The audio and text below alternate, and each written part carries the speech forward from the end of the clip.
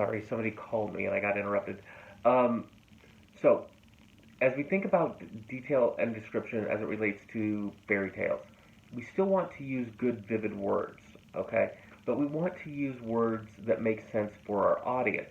So, think about, for example, um, if we're writing a memoir, we might say, the scarlet banner snapped in the breeze, okay?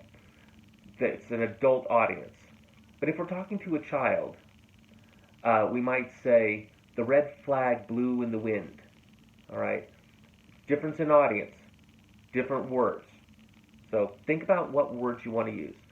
Think about, again, fairy tales are flat, but we still want to be descriptive.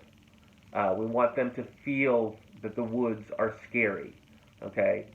You might say the trees' branches looked like fingers reaching for you, right? Whereas if we were talking about an adult, right, if we're looking at the memoir, the gnarly twigs growled in the breeze, reaching for her, right? Again, depending on how you want to do it. Now, you can certainly use some words that are a little bit more complex in a fairy tale, but make it reasonable for the children.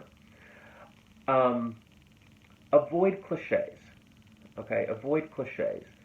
Um, when we think about a cliche is a phrase that has been used over and over and over again so many times um, that it's basically lost its meaning.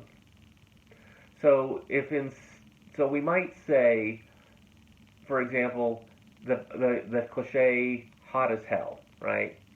We've heard "hot as hell" so many times. Okay, what does that even mean anymore? Um, but maybe instead we can say "hot as the breath of the devil," right? That carries a lot of the same meaning that "hot as hell" does, but it's much more vivid because it's not overused, right? It's not something we hear all the time.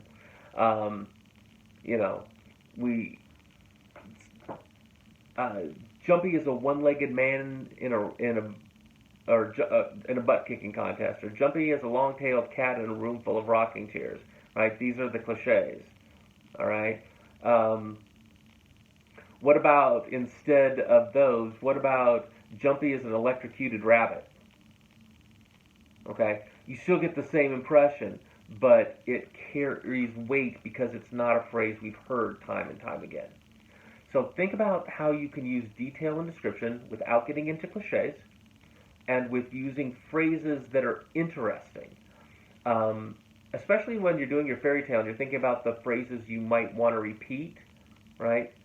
Even think of riffing off of uh, some maybe a traditional overused phrase. For example, if you're doing a fairy tale, rather than saying, like with the Red Riding Hood, "My grandma, what big teeth you have," right? Maybe you can go in a different direction. If you're telling the story a little differently, "My grandma, uh, what small teeth you have." Wait, what? So then think about how you might work that into the story, just to approach from a different angle. All right, so A, make sure that you have meetings set with me every week. Make sure you have meetings set with a tutor every week. This is attendance.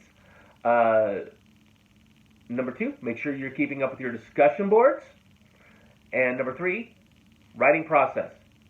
Just write. Have something down. I don't care if it's good at this point. I care if it's good later, but not right now. This is early.